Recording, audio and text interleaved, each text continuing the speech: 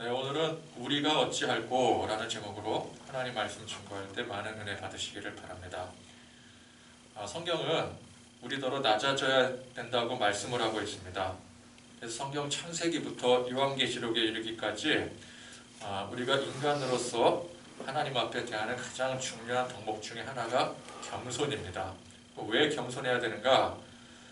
우리가 기본적으로 낮은 존재이기 때문에 우리는 겸손해야 되는 것입니다.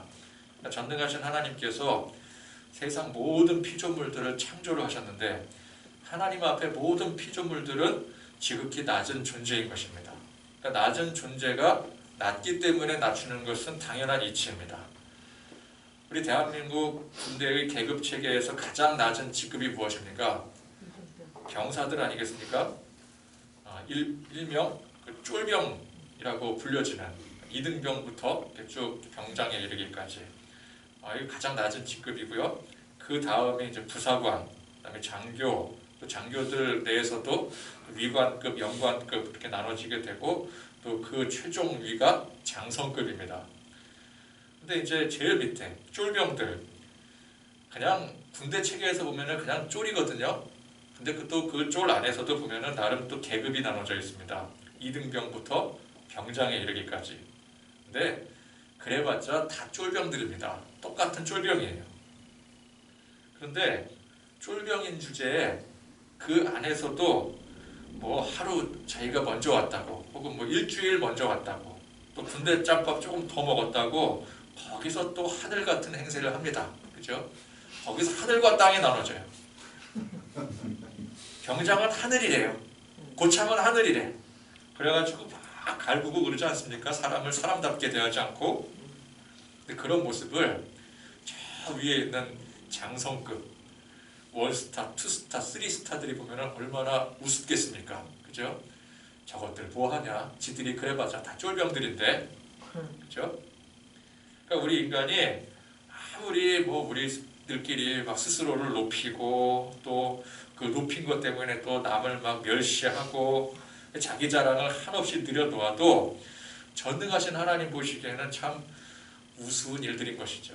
다 똑같은 피조물인데, 다 똑같은 죄인인데, 다 아무것도 아닌 존재들인데. 그러니까 원래 낮은 존재가 자신을 겸손히 낮추는 것은 당연한 일인 것입니다. 복음이 무엇이냐? 내가 원래부터 낮은 존재임을 그걸 복음을 알기 전에는 몰랐다가 그걸 깨닫는 게 복음입니다. 하나님을 모를 땐 세상에서 인간이 가장 위대한 존재인 것처럼 느껴집니다. 인간을 만물의 영장이라고 하기도 하고 또 가장 고등한 생명체라고도 합니다. 물론 맞는 말이에요. 하나님께서 그렇게 만드셨어요. 근데 사람들은 이제 그렇기 때문에 인간이 가장 위대한 존재라고 생각을 합니다. 멸치를 보통 잡을 때 얼만큼 잡습니까? 낚싯대로 한 마리씩 해서 한 10마리 잡습니까?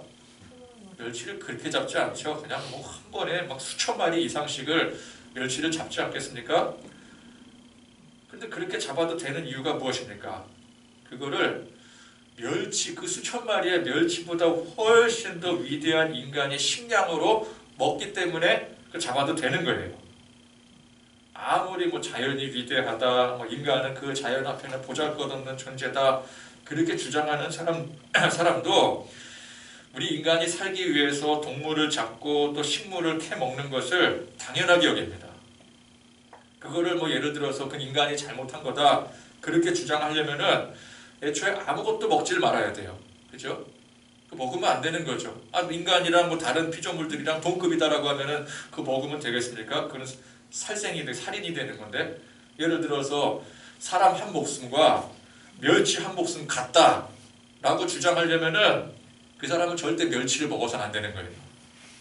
그런 식으로 주장하는 사람들이 있잖아요. 아무리 미물이라 그래도 사람이랑 생명 가치는 똑같다. 그럼 생명 가치가 똑같다 그러면은 우리가 멸치한테 먹혀도 되는 거고, 그러면은 우리가 멸치를 먹어도 돼요. 그렇지 않으면 멸치 먹으면 안 됩니다. 그죠? 그러니까 사람들은 근본적으로 인간이 모든 만물 위에 존재한다고 생각을 하는 것입니다. 그런데 이 복음을 알고 나서부터는 우리 인간이 우리가 생각하는 것만큼 그렇게 위대하고 대단하고 높은 존재가 아님을 알게 되는 것이죠. 우리가 알고 보니까 지극히 높으신 하나님의 피조물들이었고 또 그 피조물들 가운데 유일하게 죄를 지어서 하나님 말씀에 불순종해 모든 피조물들을 우리가 저주에 빠뜨린 장본인이었습니다. 그러니까 원래는 하나님께서 창조하실 때 우리 인간을 가장 위대한 존재로 또 그렇게 특별하게 창조하신 건 맞습니다. 그런데 그 존재 가치를 우리 인간이 스스로 걷어차버린 거예요. 그래서 모든 피조물들을 다 저주에 빠뜨린 게 바로 우리입니다. 여러분, 인간을 제외한 피조물들 중에 하나님의 말씀, 하나님의 섭리에 불순종하는 예가 있습니까? 단 한 건도 없어요. 그죠? 하나님이 지으신 그 자연 만물의 모든 조화에 인간을 제외한 모든 피조물들은 거기에 순응을 합니다. 그런데 우리 인간은 매사에 행사하는 일들이 악합니다. 개는 훌륭하다라는 그 TV 프로 있지 않겠습니까? 우리가 보통 이제 개들을 볼 때 우리는 이제 참 그 성격 좋고 주인 잘 따르고 또 사람들한테 꼬리 살랑살랑 치는 개들은 좋아하지만 그렇지 못한 개들 막 사납고 막 물고 성질이 못된 개는 보면서 우리 틀려먹었다 그러지 않겠습니까? 저거 된장 발라야 돼 막 이러잖아요. 근데 알고 보니까 그건 우리가 비전문가라 개에 대해서 잘 몰라서 그렇게 얘기하는 거고 그런 개에 대한 전문가들이 딱 알고 보니까 그게 개가 못된 게 아니에요. 개가 잘못된 게 아니래요. 누가 잘못됐어요? 개를 키우는, 개를 대하는 사람이 잘못된 거예요. 그러니까 사람이 학대를 하거나 잘 못 키우니까 말 못하는 짐승이 뭘 어떻게 하겠어요. 그렇게 될 수밖에 없는 거예요. 그러니까 우리도 어린 아이를 키울 때 어린 아이가 뭐 잘못 삐딱선타고 그러면은 그게 애가 뭘 알고 그러겠어요? 누구 책임입니까? 그렇게 양육한 부모나 사회 책임이 되는 것처럼 마찬가지입니다. 개나 동물들, 사람의 손을 통해서 키워지는 동물들은 그 전적인 책임이 사람에게 있는 거예요. 개는 잘못하는 게 없어요. 개는 그저 하나님이 정해주신 그 섭리대로 살아갈 뿐이에요. 근데 그 섭리를 어기는 게 사람이에요. 근데 그걸 우리가 잘 모르니까 그냥 우리 눈에는 저 개가 잘못하는 것으로 보이는 거예요. 사람이 잘못하는 건데. 성경이 우리 인간을 어떻게 정의합니까? 의인은 없나니 하나도 없다고 했어요. 그러니까 하나같이 죄인으로 스스로 낮아질 수밖에 없는 존재들인데 복음을 몰랐을 때는 그거를 몰랐다가 복음을 알고 나니까 그걸 깨닫게 되는 것입니다. 그래서 복음을 듣게 되고 이 복음을 전적으로 받아들인 사람은 기본적으로 겸손해져야 됩니다. 일단은 우리가 하나님의 존재를 알았기 때문에 전능하신 하나님 앞에 겸손해야 됩니다. 그런데 이 겸손이라는 것은 나타난 행위의 결과가 아니라 태도 그 자체입니다. 그래서 하나님 앞에 겸손한 사람은 그 겸손한 태도로 사람들 앞에서도 겸손한 게 당연한 거예요. 그냥 행위가 아니라 이건 태도라는 건 변하지 않는 거잖아요. 어떤 사람의 어떤 태도가 있다 그러면 그 태도는 어디를 가도 변하지 않는 거예요. 그죠? 그러니까 하나님 앞에 겸손한 사람은 그 태도, 겸손한 태도를 가지고 사람들 앞에서도 그 누구 앞에서도 겸손한 것입니다. 하나님 앞에는 참 겸손한 것 같은데 사람들 앞에서는 전혀 겸손하지 않다라고 한다면 그건 겸손한 태도를 가지고 있는 것이 아니라 그냥 겸손을 흉내내고 있는 것입니다. 진짜 겸손한 사람은 하나님 앞에서건 또 세상 어디에 어떤 사람 앞에서건 나를 주장하고 자랑하지 않습니다. 근데 입만 열면 자기 자랑하는 사람이 있다면 그 사람은 교만한 사람이죠. 하나님 앞에 그 사람이 아무리 겸손을 흉내를 내더라도 그 사람은 근본적으로 교만한 사람인 것입니다. 흉내낸 가짜 겸손이 아닌 하나님 앞에서 진짜 겸손을 깨달아 겸손한 태도로서 세상을 사는 사람은 자기가 얼마나 큰 죄인인지를 깨달아 아는 사람인 것입니다. 그래서 진짜 복음을 받아들였을 때 제일 먼저 일어나는 행위가 무엇입니까? 우리가 이제 복음을 듣고 깨달음을 얻었어요. 성령의 충만한 은혜로 복음을 깨달았어요. 그럴 때 제일 처음에 일어나는 행위가 회개입니다. 회개라는 말의 이 원뜻은 다시 돌린다라는 말입니다. 되돌아가는 거예요. 원래 자리로 돌아가는 거예요. 그래서 이 원 의미를 보면은 화살을 쏠 때 화살을 정해진 관역에 거기 정중앙에 빗나가지 않도록 맞추는 게 이게 회개의 원 의미예요. 그러니까 화살을 쏠 때 이 관역에 맞추는 게 원래 목적인데 전혀 엉뚱한 다른 곳에 가서 맞는다든지 떨어지거나 하면은 그건 화살이 나아갈 길이 아닌 것입니다. 그래서 잘못된 방향으로 떨어진 그 화살을 다시 주워와서 다시 쏴서 관역의 정중앙에 쏘는 게 맞추는 게 이게 회개입니다. 이 회개의 첫걸음은 우리 인간이 원래부터 죄인임을 깨달아 아는 것입니다. 내가 죄인이었구나. 그걸 아는 게 회개의 첫걸음이에요. 죄인이 죄인임을 깨닫지 못해 스스로 교만해 있는 것은 화살이 엉뚱한 데 가서 떨어져 있는 것과 똑같은 것입니다.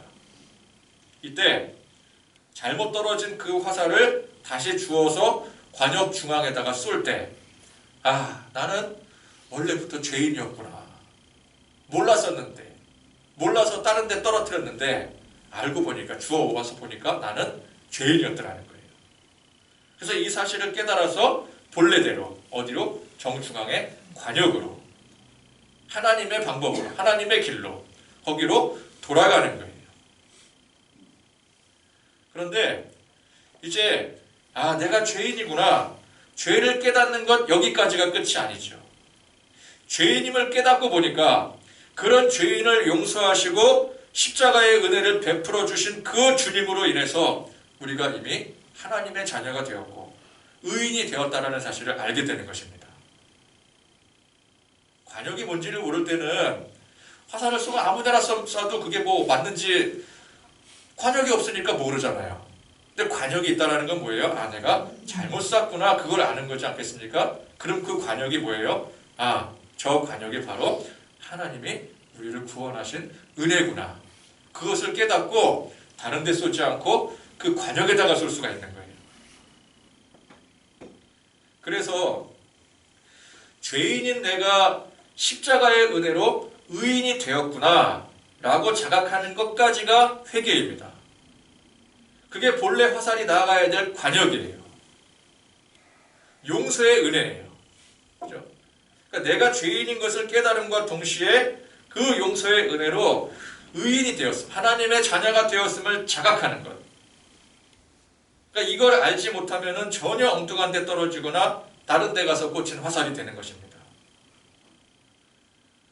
자, 성령의 충만한 은혜를 받은 제자들과 베드로가 주님의 이 십자가의 복음을 전파하니 많은 사람들이 그 말씀을 듣고 회심했습니다.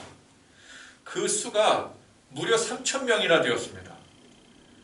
37절 말씀해 보니까 그들이 이 말을 듣고 베드로가 했던 그 설교 말씀을 듣고 마음에 찔려 베드로와 다른 사도들에게 물어 이르되 형제들아 우리가 어찌할꼬 하거늘. 자, 이 베드로의 설교 말씀을 들은 사람들이 마음에 찔림을 받았대요. 왜 찔렸습니까?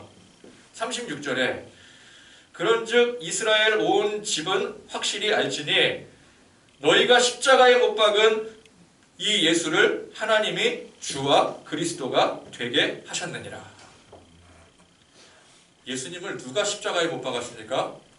실제로 못 박은 사람들은 로마 병사들이었지만 사실 우리가 예수님을 십자가에 누가 못 박았는가라고 했을 때 로마 병사들이라고 하지 않고 누구라 그래요? 유대인이라고 하죠. 유대인들이 못 박은 거예요. 그러니까 유대인들 자기들 스스로도 우리가 예수님을 못 박았다라고 얘기하지 로마 병사들이 십자가에 못 박았어 그렇게 얘기하지 않습니다.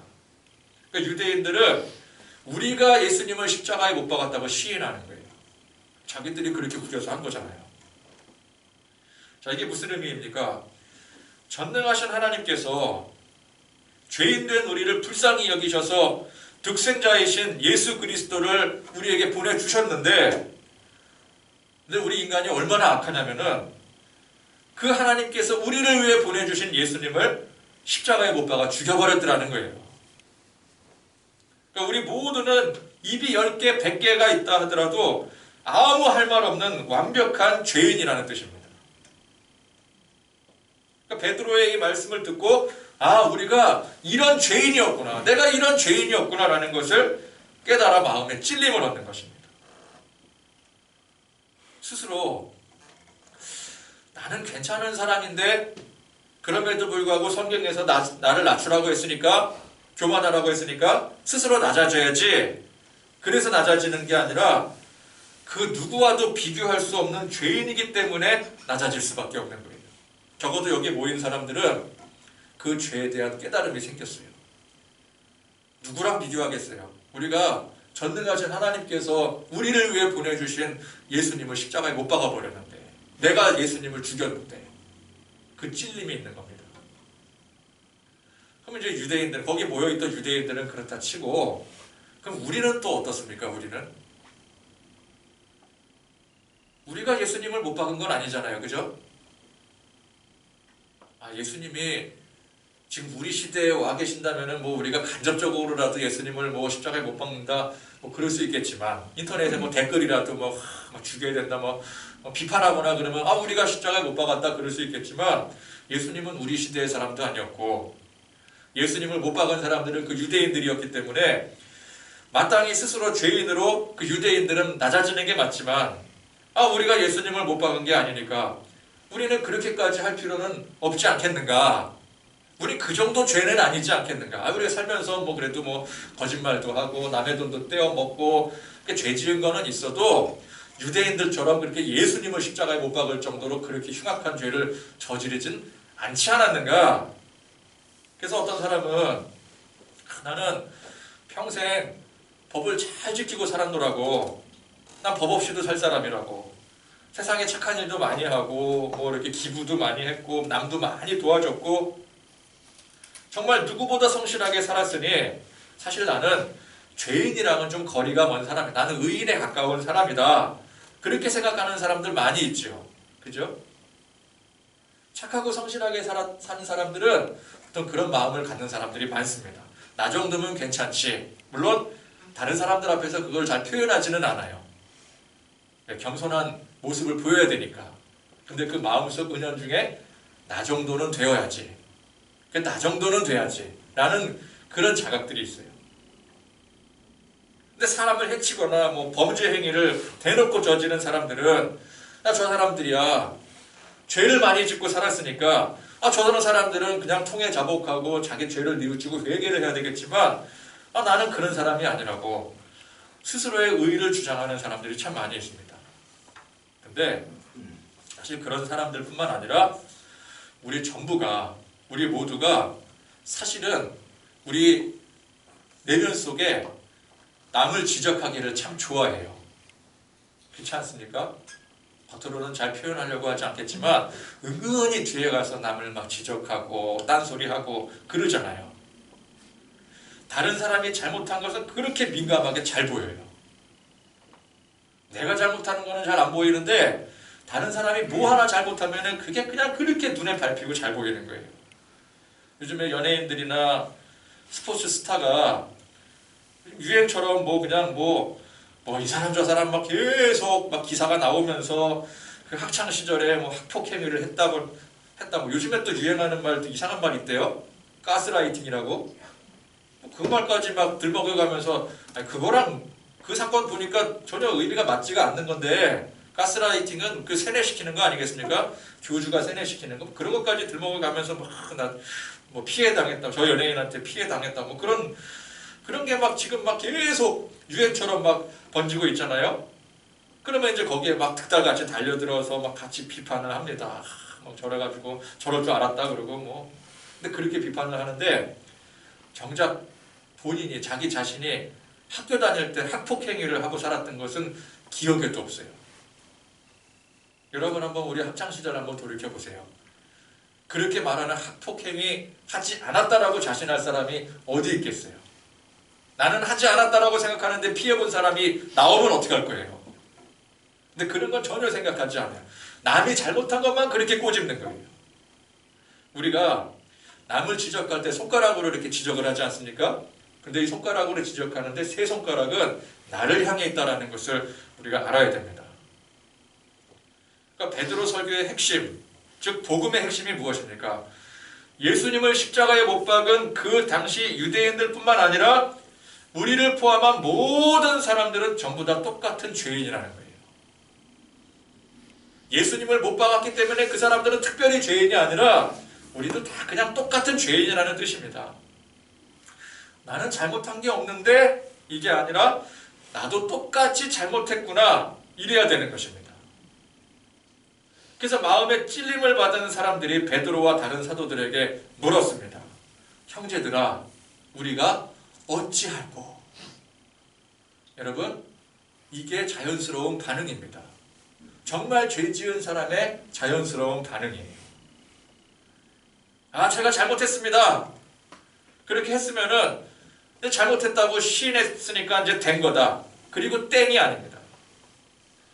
잘못을 저지른 사람이 저지른 그 잘못 때문에 이슈에 자꾸만 시달리게 되니까 아, 제가 잘못했습니다. 시인하고 어떤 뭐 성명서 같은 거 내놓고 그 다음에 언제 그랬냐는 듯이 잊고 다니면 안 되는 것입니다. 정말 내가 잘못했다라고 생각한다면은, 내 죄를 자각했다면은 그 잘못한 것에 대해서 이걸 어떻게 하면 좋을지, 잘못은 저질렀잖아요. 그러면은 저질러 놓은 거는 어떻게 그거를 내가 어떻게 감당을 할 수가 없는 거잖아요. 그럼 이걸 어떻게 해야 되지? 그런 송구스럽고 정말 어쩔 줄 모르겠고 그 다음에 뭘 어떻게 해야 이 잘못한 것을 바로 잡을 수 있는지 하는 그런 생각과 반응이 당연히 나와야 되는 것입니다. 그것 때문에 내 마음이 아프고 스스로 괴로워야 됩니다. 그래서 반성하고 뉘우침이 있어야 되는 거예요. 근데 죄를 지었는데도 불구하고 그게 괴롭지가 않으면은 그건 죄에 대한 자각이 없는 것입니다. 자, 그래서 죄 지은 사람이 잘못했습니다. 제가 이제 어떻게 하면 될까요? 라고 했을 때 끝났어. 답은 없어. 잘못했으니만큼 넌 이제 끝난 거야. 기회는 없어. 그러면은 거기에는 아무런 소망이 없는 거죠. 그런데 제가 정말 잘못했습니다. 어떻게 하면 좋겠습니까? 라고 할 때 우리 하나님은 반드시 거기에 대한 답을 내려주십니다. 그렇다는 것은 언제나 소망이 있다는 뜻입니다. 자, 사람들이 우리가 어찌할꼬? 라고 할 때 베드로가 대답하기를 너희가 회개하여 각각 예수 그리스도의 이름으로 세례를 받고 죄사함을 받으라. 그리하면 성령의 선물을 받으리니. 하나님께서 분명한 답을 주셨으니 너희가 너희 손으로 죽인 예수 그리스도의 이름으로 세례를 받으면 된다라는 거예요. 이 얼마나 엄청난 일입니까? 내 손으로 죽인 그 당사자가 내 죄를 이미 용서했다는 뜻이에요. 이거는 정말 말도 안 되는 해결 방식 아니겠습니까? 하나님과 예수님께 있어서 유대인들은 원수들입니다. 유대인들뿐만 아니라 우리 모두가 하나님의 원수예요. 그런데 그 대상을, 아들을 죽이고 자신을 죽인 그 원수를 어떻게 용서를 하겠으며 어떻게 다시 자녀로 삼을 수가 있겠습니까? 저 같았으면은 절대 못할 일이죠. 저 같았으면은 그냥 그냥 최대한 참혹하게 죄값을 톡톡히 치르게 했을 거예요. 복수를 했을 거라고요. 제가 목사이기 때문에 저도 손양원 목사님처럼 내 자식 해한 그 사람을 나도 자녀 삼겠다. 제가 그럴 것 같습니까? 제가 그럴 것 같아요? 저는 안 그럴 것 같아요. 용서 못하죠. 어떻게 용서합니까? 그런데 하나님의 크고 놀라우신 은혜가 무엇입니까? 그런 결코 용서받을 수 없는 죄인을 조건 없이 이미 다 용서하셨고, 그런 존재들을, 원수된 존재들을 하나님의 자녀로 삼으신 큰 사랑의 결정체라는 거예요. 이어서 39절에 보니까 이 약속은 너희와 너희 자녀와 모든 먼 데 사람 곧 주 우리 하나님이 얼마든지 부르시는 자들에게 하신 것이라. 자, 이 놀라운 용서의 은혜가 당장 이제 베드로의 설교를 들었던 거기에 모였던 사람들에게만 내려진 특혜가 아니라는 것입니다. 하나님께서 부르신 모든 사람, 주의 이름을 부르는 모든 사람들은 누구든지 이 은혜를 입게 된다는 것입니다. 그러니까 이 은혜는 오늘날 지금 모여있는 우리들에게도 똑같이 주어진 은혜요. 지금 현재에도 결코 용서받을 수 없는 큰 죄를 저지른 우리의 원수들에게도 동일하게 주어진 은혜라는 것입니다. 또 이건 무엇을 의미해요? 이 용서의 은혜를 입은 우리 또한 그 유대인들처럼 원래는 용서받을 수 없는 죄인이었다는 사실입니다. 우리가 직접 예수님을 십자가에 못 박은 일은 없어도 우리도 똑같이 예수님을 십자가에 못 박은 유대인들과 같더라는 것입니다. 그 유대인들과 똑같이 용서받을 수 없는 죄인된 우리가 그 유대인들에게 임하신 놀라운 그 은혜처럼 우리에게도, 오늘날 우리에게도 똑같은 은혜가 내려졌다는 뜻이죠. 자, 여기까지가 회개입니다. 여기까지가 회개예요. 그러니까 제가 잘못했습니다. 이거는 죄를 시인하는 것이지 엄밀히 그건 회개가 아니에요. 화살을 잘못 쏘았구나 했으면은 그걸 주워서 다시 원래의 관역을 보고 거기다가 쏘는 것까지가 회개라고 했습니다. 우리가 어찌할꼬 해서 주 예수를 믿으라. 그러면 죄사함 받고 성령의 선물을 받게 된다. 그래서 그 죄사함의 성령의 은혜를 깨닫게 된 것까지, 받게 된 것까지가 여기가 회개입니다. 가룟 유다의 경우가 있습니다. 가룟 유다는 죄를 지었죠. 그죠? 예수님을 팔았잖아요. 그런데 나중에 죄를 깨달았어요. 죄를 시인했어요. 그래서 돈을 팽개쳤어요. 그죠? 그런데 일단 뉘우치긴 했지만 나중에 자살했잖아요. 죄를 인식하기는 했는데 용서의 은혜를 깨닫지 못한 거예요. 이미 용서의 은혜를 받았는데도 불구하고 본인이 그거를 받아들이지 못한 거예요. 이건 회개가 아닙니다. 그냥 죄 지은 것과 똑같은 거예요. 우리가 보통 회개한다라고 할 때 주님 앞에 나와서 주님 제가 잘못했습니다. 그냥 눈물 쏟으면서 가슴 치면서 통곡하고 자복합니다. 근데 이것은 엄밀히 죄의 고백이지 이게 회개가 아니에요. 우리는 그냥 죄를 막 토해내면 그게 회개인 줄 알잖아요. 그렇게 따지면 유다도 회개한 거예요. 근데 회개는 거기까지가 아니에요. 죄사함의 은혜를 받아서 다시 소망을 가지고 일어서는 것까지가 회개인 것입니다. 근데 어떤 사람은 맨날 같은 죄를 그냥 그 고백 내용을 가지고 주님 앞에 나와서 통곡하는 거예요. 회개합시다. 그러면 10년 전에 제가 뭐 누구한테 사기를 쳤는데요. 그거 가지고 막 통곡을 해요. 제가 잘못했습니다. 그 사람은 지금 어떻게 살까요? 지금 찾아가서 그 사람 연락처도 모르는데 용서를 구할 수도 없고 주님 막 이러면서 막 회개를 막 해요. 회개라고 한다고 해요. 그 다음에 기도의 시간에 또 회개합시다 그러면 또 그 얘기를 하는 거예요. 10년 전에 내가 그 사람한테 죄를 지었는데 어떻게 합니까? 막 이러고 그 다음에 또 회개하자 그러면 또 그 기도하는 거예요. 과거에 있었던 일을 계속 그냥 주님 그러면서 통해 자복하고 맨날 그냥 내가 죄인이요 하고 통곡만 하는 게 무슨 의미가 있겠습니까? 그거는 가룟 유다와 다를 바가 없는 거예요. 죄인인 줄 알았으면 놀라우신 하나님의 은혜로 용서가 되고 의인이 된 것까지도 알아야 되는 것입니다. 근데 맨날 죄인인 줄은 알았는데 의인이 된 것을 모르면은 기껏 그 은혜를 베풀어 주신 하나님이 답답해 하시는 거죠. 나는 이미 용서했는데 너는 왜 맨날 그 죄에 얽매여서 그러고 있니? 맨날 죄인입니다. 저는 그때 그 죄를 졌습니다. 이렇게 울기만 하면은 나중에 처음에 하나님께서 그래 알았다 그랬다 나중에 뭐라 그래요? 그만 좀 해라 이제. 그만 좀 해라 이러시는 거예요. 예전에 어떤 목사님이 이거를 좀 재미있게 설교를 하셨어요. 저는 재밌게 받아들였는데 제가 일부 예배 때 이거 그대로 하니까 반응이 되게 썰렁하더라고요. 근데 저는 재밌었거든요. 근데 그 목사님이 이제 어린 아들이 뭘 잘못을 했대요. 이제 그 아들이 그래도 기특하게 자기 잘못을 깨닫고 아버지한테 찾아왔대요. 밤에 서재에 있는데 그냥 아빠 그러면서 울면서 제가 잘못했어요. 막 그렇게 이제 고백을 하는 거예요. 그러니까 이 아들이 그 어린 아들이 잘못했다고 고백을 하니까 얼마나 기특합니까? 그래서 아버지가 그래 아들아 네가 잘못했다고 시인을 하니까 너무나도 고맙다. 아빠는 이미 다 용서했으니까 이제 괜찮아. 뚝 그랬대요. 돌아갔어요. 그 다음날 밤이 됐어요. 이 아이가 또 막 울면서 오는 거예요. 눈물 뚝뚝 흘리면서 아빠 왜 그러니? 아빠 내가 잘못했어요. 내가 이런 어저께 얘기했잖아. 잘못했어요. 아버지 용서해 주세요. 내가 용서했다고 했잖아. 괜찮아. 이제 뚝 끊치고 들어가라. 돌아갔어요. 다음 날이 됐어요.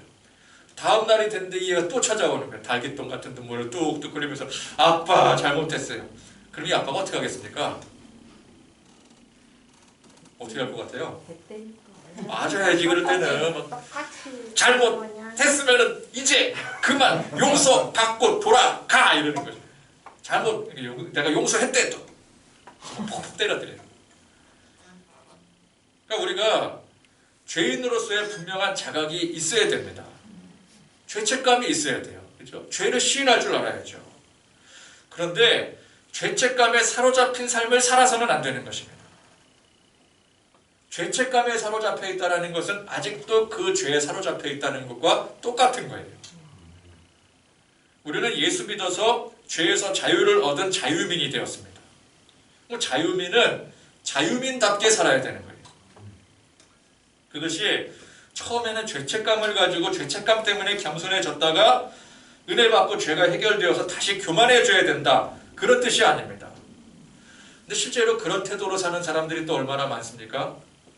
교회에 처음 와서는 내가 죄인입니다. 그리고 이제 겸손했다가 나중에는 교만해지는 거예요. 점점 가면 갈수록 교만해지는 거예요. 왜 이렇게 교만합니까? 그러면 뭐 다 용서됐는데 뭐 어떠냐고. 떳떳하게 교만한 사람들이 있어요. 여러분 진짜 겸손, 전능하신 하나님 앞에서의 겸손은 죄를 시인함과 그 가운데 베풀어 주신 그 은혜를 깨달아 아는 것입니다. 죄를 깨달았는데 끝까지 용서의 은혜를 알지 못해서 죄책감에 사로잡혀 사는 사람은 하나님 앞에는 결과적으로 교만한 사람입니다. 하나님께서 이미 용서하셨다고 그 증거로 예수님의 십자가 보혈을 주셨는데도 불구하고 그걸 부정하는 거예요. 그걸 하나님을 기만하는 행위요. 결과적으로 그게 교만입니다. 더 큰 교만이에요. 그러니까 대놓고 나를 자랑하는 거 그것도 교만이지만 하나님이 이루어 놓으신 것을 자기 스스로 부정하는 게 더 큰 교만이에요. 그러니까 하나님을 멸시하는 거예요. 아빠가 용서했다고 그렇게 말을 했는데도 불구하고 그 3일씩이나 찾아와서 계속 똑같이 그냥 잘못했다고 용서해달라고 하면은 그 아빠의 마음에 어떤 심정이 깃들겠습니까? 이게 아빠의 말을 뭘로 하는 거야? 그런 생각이 들죠. 얘는 내가 용서했다라는 말을 아주 귀뚱으로도 안 듣는구나. 그렇게 생각할 수밖에 없는 거예요. 그건 아빠에 대한 교만이에요. 그죠? 나 같은 죄인이 어떻게 천국에 가요? 라고 말하는 사람들이 교회 안에 꼭 있어요. 그러면은 그렇게 말하면은 그게 겸손한 것 같아요. 나 같은 죄인이 어떻게, 나 같은 이 연약한 죄인이 어떻게 천국에 갑니까? 본인도 그게 겸손인 줄 알아요. 근데 그거는 가룟 유다와 똑같은 겁니다. 죄를 시인하는 것까지는 갔어요. 나 같은 죄인이, 그죠? 죄를 시인했어요. 그런데 용서의 은혜를 모르는 거예요. 용서의 은혜를 모르니까 나 같은 죄인이 어떻게 천국 갑니까? 이러는 거예요. 그 용서의 은혜를 모르는 거예요. 용서의 은혜, 하나님의 자녀된 은혜를 모르는 사람은 천국 갈 자신이 없습니다. 이 은혜를 뚝 떨어뜨려 놓고 나 같은 죄인을 생각해 보면은 나 같은 죄인이랑 천국은 어울리지가 않거든요. 그죠? 지은 죄가 많기 때문에 내가 이렇게 지은 죄가 많은데 어떻게 천국에 갈 수 있어? 그 용서의 은혜를 모르는 거죠. 천국 갈 자신이 없어요. 내 죄가 더 커 보이는 거예요. 그거는 곧 하나님께서 크고 놀라우신 은혜를 베풀어 주셨음에도 내 생각, 내 기준이 더 크다라는 뜻입니다. 하나님은 말씀에 분명히 은혜를 베풀어 주셨다고, 이미 용서해 주셨다고, 이 말씀에 우리를 통해 은혜를 베풀어 주시는데도 불구하고 그걸 거부해 버리는 거예요. 그건 내 생각과 달라. 나는 죄를 지었는데, 난 이만큼 죄를 짓고 살았는데 어떻게 그게 말이 되는 소리야? 그러면 이제 그렇게 나는 천국 갈 확신이 있습니다. 그런 사람에게는 당신 어떻게 그렇게 떳떳하게 말할 수 있느냐고, 죄 한 번 안 짓고 살았느냐고 그렇게 얘기하는 거는 그냥 자기 생각, 자기 기준이 가득 차 있는 거예요. 그거는 겸손이 아니라 교만입니다. 여전히 죄에 사로잡힌 죄인에 불과한 거예요. 당장 죽어도 천국 갑니다. 그랬더니 그걸 어떻게 확신합니까? 뭘 믿고 그렇게 자신 있으세요? 그렇게 반문을 합니다. 그럼 그렇게 반문하는 사람의 그 말의 의미는 당신이 그만큼 의로운 사람이라고 어떻게 자신할 수 있느냐라는 뜻이에요. 당신 스스로 한 점 부끄럼 없이 산 사람이라고 어떻게 감히 자신할 수 있느냐? 죄 안 짓고 살았냐? 근데 그렇게 따지면은 그게 맞는 것 같아요. 그죠? 그게 겸손인 것 같아요. 나 지금 당장 죽어도 천국 갑니다. 그랬더니 뭐 어떻게 그렇게, 난 당신이 어저께 죄 지은 거 내가 뻔히 알고 있는데 너 어떻게 천국 간다라고 그렇게 뻔뻔스럽게 말할 수 있느냐고. 어저께 죄 지은 건 어떻게 할 거냐고. 그럼 그 사람 말이 맞는 것 같죠. 그죠? 근데 뭘 믿고 자신합니까? 나를 믿고 자신합니까? 내 행위를 믿고 자신합니까? 아닙니다. 우리는 나를 믿고 자신하는 게 아니라 전능하신 하나님 말씀 믿고 자신을 하는 거예요. 나는 죄인인데, 나 죄인이에요. 나 어제도 죄를 지었어요. 지금도 죄를 짓고 있어요. 그런데 그런 나를 이미 용서하셨다는 하나님의 말씀이 진리임을 믿기 때문에 자신하는 거예요. 그런 것이지, 내가 나를 모르는데, 내가 나를 신용할 수가 없는데 어떻게 나를 자신할 수 있겠습니까? 그러니까 자신의 행위를 돌이켜 봤을 때 감히 자신이 없다, 감히 나는 자신할 수 없다 라는 사람은 곧 죽어도 하나님 말씀 믿지 않는 사람입니다. 근데 그런 분들한테는 아무리 설명을 해도 소용이 없더라고요. 근데 특이한 점은 뭔지 아십니까? 이렇게 설교를 하면은 제일 먼저 고개를 끄덕여요. 그리고 아멘 합니다. 그래서 돌아서면 뭐라 그래요? 어떻게 내가 자신할 수 있느냐? 그리고 돌아서요. 안타깝게도 그 사람은 여전히 하나님 말씀이 아니라 자기 기준으로 사는 사람입니다. 여러분, 우리는 모두가 용서받을 가망 없는 죄인들이에요. 행위를 놓고 보건 뭘로 놓고 보건 간에 우리는 죄인이 맞아요. 이게 사실입니다. 그러니까 세상에서 죄를 얼마나 짓고 얼마나 선을 행했건 간에 우리의 행위로는 그 누구도 구원받을 수 없습니다. 근데 성경을 보십시오. 전능하신 하나님께서는 우리의 행위를 가지고 구원을 하지 않으세요. 왜 그렇습니까? 우리의 행위가 구원의 기준이 된다면은 세상 그 어느 누구도 구원받을 사람이 없습니다. 그래서 하나님은 우리의 행위가 아니라, 어차피 불가능한 우리의 행위가 아니라 전적인 하나님의 은혜로 우리를 구원하시기 위해서 예수님을 보내주셨습니다. 그래서 예수님께서 우리를 대신해서 죽으심으로 그 예수님을 보시고 우리를 구원해 주시는 거예요. 우리가 죄를 얼마나 지었느냐, 얼마나 착하게 살았느냐, 그 행위를 보고 우리를 구원하시는 게 아니라, 여러분 잘 들으세요, 제발. 자꾸 아멘 하시고 뒤에서 딴소리 하지 마세요. 내가 죄를 얼마나 짓고 내가 얼마나 선을 행하고 그걸 가지고 우리 하나님께서 보시고 너 구원, 너 지옥, 이게 아니라 우리 행위는 전혀 관계가 없어요. 그건 이미 하나님께서 포기하셨다고요. 그거로는 가망이 없어요. 1%도 없어요. 그래서 하나님께서 새롭게 주신 방법이 뭐라고요?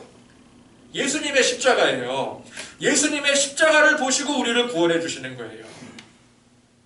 예수님 때문에 구원받는 거지 우리의 행위로 구원받는 게 아니라고요. 이게 복음입니다. 이게. 이 복음을 믿는 자는 그래서 회개를 하게 됩니다.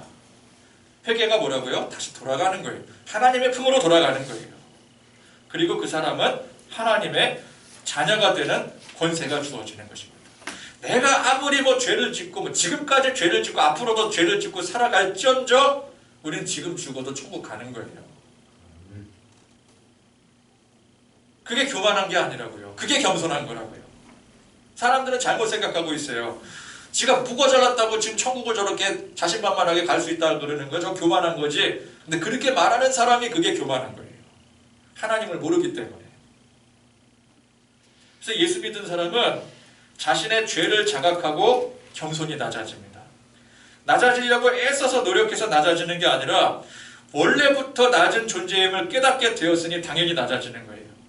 여러분, 난 낮아지려고 어떻게 해서든지 노력하고 몸부림치는 사람 있잖아요. 나 낮아져야 돼, 낮아져야 돼. 아이고, 나 더 낮아져야 되는데 그런 사람은 자기가 죄인임을 아직도 깨닫지 못하는 거예요. 그냥 내가 죄인이다 그러면은 죄인 자체가 낮은 거거든요. 낮아지려고 노력해서 낮아지는 게 아니라 우리 그냥 낮아져 있는 거예요. 그리고 동시에 그런 나의 죄를 이미 용서하신 분이 예수님이라는 사실을 깨닫게 됩니다. 2000여 년 전 그분이 지신 십자가가 그 시대의 어떤 사건에 휘말려서 나타난 결과가 아니라 바로 지금 나의 죄를, 우리의 죄를 해결해 주시기 위해서 태초 전부터 계획하신 가운데 지신 십자가라는 사실을 깨닫게 되는 거죠. 그 사건이 나의 사건이 되는 거예요. 그래서 죄사함받아 하나님의 자녀, 하나님의 의인이 되었다는 사실을 알게 되었는데 그렇기 때문에 더욱더 겸손해지는 것입니다. 자격이 없는 나에게 이런 엄청난 자격, 용서의 은혜를 베풀어 주셨으니 하나님의 자녀가 되는 권세를 주셨으니 몸둘 바를 몰라서 너무 송구스러우니 자연스럽게 또 겸손해질 수밖에 없는 것이죠. 그러니까 죄를 깨닫게 되어서 낮아지고 이 죄인을 구원해 주시니 더욱더 낮아지고 두 번 낮아지는 거예요. 죄를 깨닫고 낮아지고 은혜로 낮아지고 이게 복음의 핵심인 것입니다. 그래서 복음을 받은 사람은 통의 자복이 있고 크고 놀라운 은혜를 깨달아 더욱더 낮아짐으로 죽도록 주님 앞에 충성하는 성도가 되어지는 것입니다. 여러분, 우리가 무엇을 자랑하겠습니까? 내 이름, 세상에 드높인 명예, 성공, 지위, 가진 부 이런 것들을 자랑하겠습니까? 은혜를 모를 때는 그런 걸 자랑하려고 애를 썼어요. 그런 걸 자랑하고 싶어서 평생 노력하고 살았어요. 그런데 죄사함의 큰 은총을 깨닫고 나니까 그런 것들은 아무것도 아닌 게 돼버리는 거예요. 우리 인생의 목적이 달라지는 거예요. 그러니 그런 것들을 얻기 위해서 남은 인생을 소모하는 그런 삶을 살겠습니까? 이제 그런 건 다 버려야죠. 오직 주님을 위해서. 세례를 받고 죄사함을 받으라. 그리하면 성령의 선물을 받으리니. 이 죄사함의 놀라운 성령의 선물을 받은 우리가 더욱더 낮아지고 겸손함으로 우리 주님을 위해 헌신하고 충성하는 그런 성도들이 되시기를 간절히 축원드립니다. 찬송가 314장